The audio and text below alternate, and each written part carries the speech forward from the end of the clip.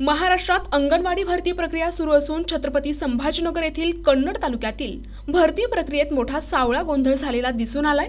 यावेळी उंबरखेड येथील रिक्त पदासाठी मुंबई येथे रहिवासी असलेल्या मुलीला प्राधान्य देण्यात आले असा आरोप उमेदवारांनी केला आहे। तसेच कोळसवाडी येथील रिक्त पदासाठी 10 किलोमीटर अंतरावर असलेल्या रेठ्ठी गावातील उमेदवारांना प्राधान्य देण्यात आले असा आरोप देखील उमेदवारांकडून केला गेलाय। तसेच मोहाडी येथील एका उमेदवाराच्या जात प्रमाणपत्राचे मार्क न दिल्याचा प्रकार देखील समोर आला होता। यावर बालविकास प्रकल्प अधिकारी यांनी दिलेली ही प्रतिक्रिया। सेविकांची भरती सुरू आहे आणि याच भरती संदर्भातला कन्नड येथील प्रकार चक्क आपल्याला दिसून येत आहे। आपण सध्या आता महिला बालविकास कार्यालय प्रकल्प 1 या ठिकाणी आलेलो आहोत आणि याच ठिकाणी काही अभ्यागत आणि काही जे लाभार्थी आहेत ते या ठिकाणी उपस्थित आहे। काही प्रकार असा घडलेला आहे की ज्या ठिकाणचा रहिवासी नसलेल्या व्यक्तीला या ठिकाणावर आदेश पारित केला जातो किंवा नोकरीवरती लावले जाते व तो प्रकार नेमकी काय आहे ते आपण जाणून घेऊया। या ठिकाणी हे भाऊ उपस्थित आहे। भाऊ, काय नाव तुमचं? राठोड सुनील प्रताप। काय प्रकार होता एक्झॅक्ट काय सांगाल? सर, आम्ही मदतनीसीसाठी फॉर्म भरलेला आहे उंबरखेड गावाचा रहिवासी म्हणून। हो, बरोबर सर, आमच्या गावातली मुलगी बाहेर गावाला लग्न झालेली आहे आणि त्यांचा जो हजबंड आहे तो SBI बँकेत मुंबईला कार्यरत आहे, तरी त्याला त्यांनी एक्सेप्ट केले। त्याचं नंबर 1 वरती नाव घेतलेले। सर, ती स्थानिक रहिवासी नसून म्हणजे कोणत्या मुलीबद्दल म्हणताय तुम्ही? भूमिका प्रीतम पवार। भूमिका प्रीतम पवार हे जे नावाची जी मुलगी आहे त्या मुलीला इकडनं ऑर्डर केला गेलेली आहे का? हो। काय म्हणून ऑर्डर आहे? मदतनीसी म्हणून। आणि जी मुलगी आहे त्या मुलीचा करंट ऍड्रेस कुठला? अंबिकानगर, ठाण्याचं कल्याण। म्हणजे कल्याणच्या मुलीला ऑर्डर इकडनं दिल्या गेली? हो। कोणत्या गावाचा विषय? उंबरखेडा। म्हणजे उंबरखेडची जी अंगणवाडी जी सेविकाची जी जागा होती त्या जागेवर ते मुंबईच्या मुलीला प्राधान्य दिलं होतं? हो सर, मी त्यांचा कोर्टाचा NCR सुद्धा आणलेला आहे, त्यांचा वर्तमान पत्ता सुद्धा इथं लिहिलेला आहे आणि स्थायी पत्ता सुद्धा लिहिलेला आहे। आणि मला अर्ज देऊन सर मी माहितीचा अधिकार टाकलेला आहे, त्यांच्यावरती आक्षेप अर्ज दिलेला आहे। तर मी आक्षेपार्ह अर्ज लिहिलेला आहे, आक्षेप पण नोंदवलेला होता। काय झालंय? आक्षेप नोंदवल्यानंतर याचा निकाल लागला का? नाही, निकाल नाही लागला सर। काय सांगण्यात येतं तुम्हाला? आम्हाला सांगतात आम्ही म्हणजे तुम्हाला मदत करू, म्हणजे वेळेवर माहिती देऊ, त्यांना बोलू, तुम्हाला पण बोलू। पण असं समजलं जातं की संबंधित जे व्यक्ती आहे त्यांना ऑर्डर पण देण्यात आली? हो सर, तशी माहिती मिळालेली सर। मग काय ऑब्जेक्शन घेतलं? ऑब्जेक्शन सर, इथं जर त्यांनी निकाल लावलं नाही सर, आम्ही कोर्टापर्यंत जाणार। तुमचे जे कॅन्डिडेट आहे त्यांचं नाव काय? चव्हाण राठोड उषा सुनील। उषा राठोड। हा, ठीक आहे। तर त्या कितव्या नंबरला आहे? 2 नंबरला सर। मेरिट यादीमध्ये जसं की बघितलं आपण त्यांच्याकडे जी मेरिट यादी आहे त्या मेरिट यादीमध्ये नंबर 2 क्रमांकावरती यांच्या ज्या उषा कॅन्डिडेट आहे हे दिसून येतात। परंतु ज्या 1 नंबरची कॅन्डिडेट आहे या कॅन्डिडेटचा ऍड्रेस मुळात हा चुकीचा आहे असं त्यांचं म्हणणं आहे। ते एक्झॅक्ट मुंबई येथून आहे आणि मुंबईचा असल्यामुळे त्यांना उंबरखेडच्या ग्रामपंचायतीने रहिवासी दिला असेल।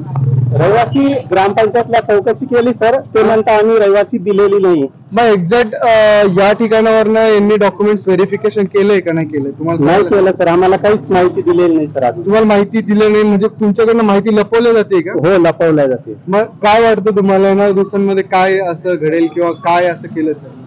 सर, मला तर असं वाटतं यांनी समजा काहीतरी काळा बाजार केलेला आहे। काळा बाजार एक्झॅक्टली झालेला आहे बघा। त्यांच्या म्हणण्यानुसार काहीतरी गोंधळ हा झालेला आहे।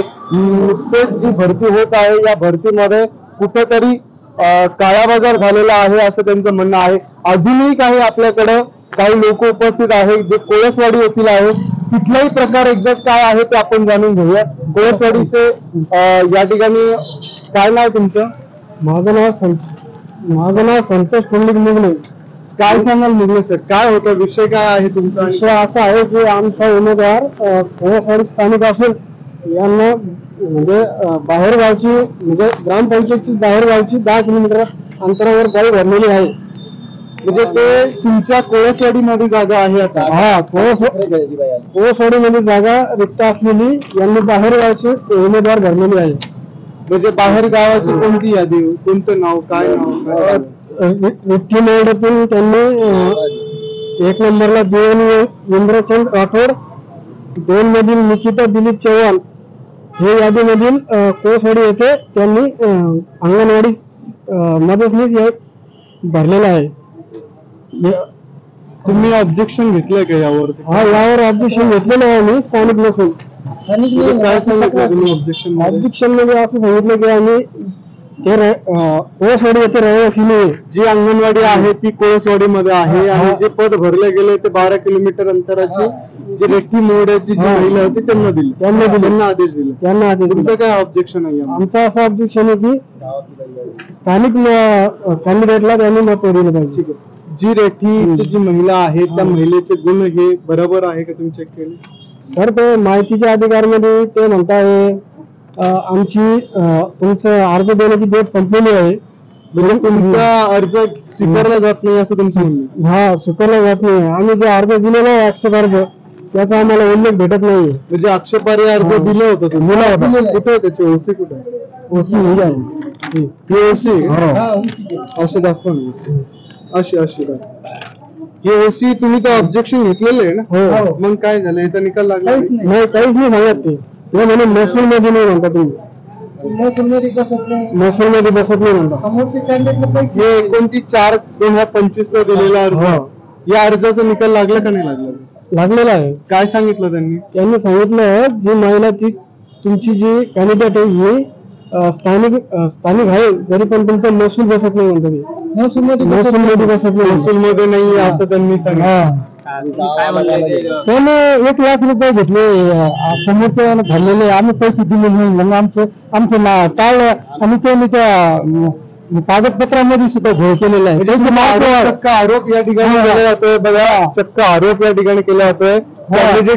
कॅन्डिडेटचे वडील स्वतः सांगताय की 1 लाख रुपयाची देवाणघेवाण कुठे झाली, कोणी दिले, कसं जिथला सरपंच आहे ना, सरपंच सरपंच त्यांनी दिले, पैसे भरलेले अशी माहिती मिळाली आम्हाला. माहिती तुम्हाला मिळाली? हो. म्हणजे हे देवाण.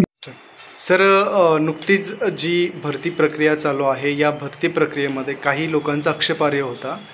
तर काही लोकांनी आमच्याकडं तक्रार दाखल केली किंवा कॅमेऱ्यासमोर ते म्हणले की एक कॅन्डिडेट आहे की ज्यांचा आधारचा विषय होता रहिवाशीचा. तर त्याबद्दल काय सांगाल की ज्या मुलीचा उंबरखेड येथील विषय आहे, उंबरखेडच्या कॅन्डिडेटचं असं म्हणणं आहे की ज्या रहिवाशीला तुम्ही सध्या तरी आदेश दिलेला आहे किंवा देणार आहे कॅन्डिडेटला, मेरिट लिस्टमध्ये 1 नंबर आहे जी व्यक्ती, तर ती व्यक्ती सध्या स्थित मुंबईची आहे. तर याबद्दल तुम्ही काय सांगाल? आता यामध्ये असं आहे की मला वाटतं 2 नंबर जे आहेत गुणवत्ता यादीमध्ये त्यांनी आक्षेप घेतला आहे की 1 नंबरचं जे कोणी समजा गुणवत्ता यादीमध्ये आहेत ते स्थानिक नाही आहेत आणि ते बाहेर राहतात म्हणून. आता यामध्ये असं केलेलं आहे की 2 नंबरने जो आक्षेप घेतलेला आहे त्यानुसार आम्ही 1 नंबरची सर्व अर्जांची त्याच्यासोबत जे डॉक्युमेंट त्यांनी जोडले ते सगळे आम्ही छाननी करू आणि त्यासोबत इतर स्थानिक त्यांचं पंचनामा करू किंवा त्यांच्या इतर जे डॉक्युमेंट आहेत त्यांची मागणी करू आणि त्यांना सिद्ध करण्यासाठी त्यांना आम्ही वेळ देऊ की तुमचं रहिवाशी वगैरे सर्व आहे किंवा नाही. किंवा 2 नंबर जे आहेत त्यांनी जो आक्षेप घेतलेला आहे त्यांना आम्ही सांगू की तुम्ही इतर आमच्याकडे पुरावे असतील तुमचे, ते पुरावे आम्हाला द्या रहिवाशी नाही म्हणून, आणि सर्व डॉक्युमेंट सगळे छाननी केल्यानंतर आम्ही आदेश करू. सध्या तरी आदेश आम्ही केलेले नाही, त्यामुळे ही भरती अजून पूर्ण झालेली नाही आहे, त्यामुळे आक्षेपावर आमचं काम करणं चालू आहे. दुसरी महत्त्वाची गोष्ट म्हणजे सर, एक कोळसवाडी येथील कॅन्डिडेट आहे. कोळसवाडीच्या कॅन्डिडेटचं म्हणणं आहे की तुम्ही स्थानिक कॅन्डिडेटला प्राधान्य न देता इतर गावातील कॅन्डिडेटला प्राधान्य दिले, जिचा डिस्टन्स जो आहे तो हार्डली 10-12 किलोमीटरच्या अंतरावरती. त्याबद्दल काय सांगा?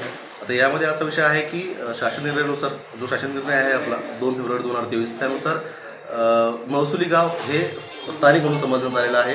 त्यामध्ये वाडी वस्ती हे ज्या महसुली गावात येते त्या महसुली गावातील सर्व लोक, जे सर्व उमेदवार असतील, अर्जदार असतील, सर्वांना आपण पकडतो आपण. पण यामध्ये असा विषय आहे की कोळसवाडी ही एक वाडीचा दर्जा आहे आणि त्या स्वतंत्र महसुली गावाचा दर्जा नसल्यामुळे मोरडा या महसुली गावात ते समाविष्ट आहे. त्यामुळे मोरडा या गावातील लोकही त्या ठिकाणी अर्ज करू शकतात. त्यामुळे असा विषय आहे. सर, एक विषय होता की मोहाडी या ठिकाणात येथील कॅन्डिडेट, ज्या कॅन्डिडेटचा म्हणजे जसं आपण मेरिट लिस्ट बघितलं तर त्या मेरिट लिस्टमध्ये सदरील कॅन्डिडेटचे काहीतरी मार्क्स आलेले नव्हते. तर असे पण म्हणजे सावळा गोंधळ त्या ठिकाणी असं लिस्टमध्ये वाटत होतं. तर अशा बाकीच्या लिस्टमध्ये पण झालेलं असेल का? नाही, असा विषय नाही. आपण कोणतीही जाहीर प्रकरण दिल्यानंतर आपण निकाल लावल्यानंतर आपण जी गुणवत्ता यादी आपण प्रसिद्ध करतो ती प्राथमिक स्वरूपाची असते आणि ती गुणवत्ता यादी आपण बाहेर प्रसिद्ध करून त्या गावामध्ये प्रसिद्ध करून आपण सर्व लोकांना सर्व नागरिकांना आपण 10 दिवस आपण त्यांना आक्षेप घेण्यासाठी त्यांना आपण वेळ देतो. ओके, त्यामध्ये आपण त्यानुसार आपण 10 दिवस सगळ्या लोकांना आक्षेप घेण्यासाठी आपण दिलेला होता. त्यामध्ये सर्व जे अर्जदार आहेत सर्वांना आपण सांगतो की ज्यांना काही आक्षेप असेल की एखाद्या गोष्टीचे मला मार्क मिळाले नाही किंवा अतिरिक्त मिळाले, कमी मिळाले किंवा इतर जे कोणी आहे समजा, तर त्यांना ते आक्षेप घेण्याचा अधिकार आहे. त्यानुसार आपण त्याही गावाला आपण आक्षेप घेण्यासाठी 10 दिवस आपण दिला होता. हरकती घेण्यासाठी 10 दिवस वेळ दिला होता आपण त्यांना. जे त्यांचे काही दोन आक्षेप घेतलेले आहेत, 3 मार्क त्यांना कॅटेगरीचे भेटले नाही, ते त्यांना अपडेट करून आपण ती शासन निर्णयाप्रमाणे आपण ते अपडेट केलेले आहे. तसं काही विषय नाही. त्यामुळे ते जो दोन्ही आहे त्या दोघांनाही आपण नियमाप्रमाणे आपण त्यांना आदेश दिलेले आहे. प्रतिनिधी रवींद्र खरात, NTP न्यूज मराठी, कन्नड, छत्रपती संभाजीनगर.